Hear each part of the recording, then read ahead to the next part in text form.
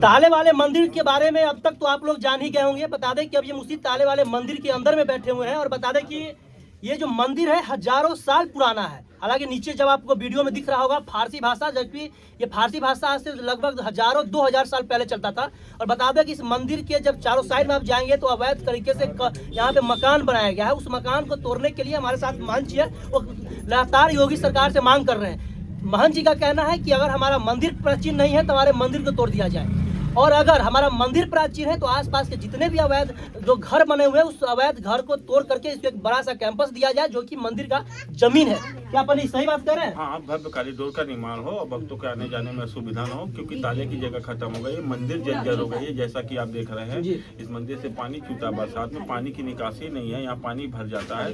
तो मैं सरकार से यही कहना चाहता हूँ जो माननीय मुख्यमंत्री जी से कि ये सही जाँच करा के और मंदिर का फैसला और भक्तों की आस्था को बढ़ाया जाए, सनातन को बढ़ाया जाए।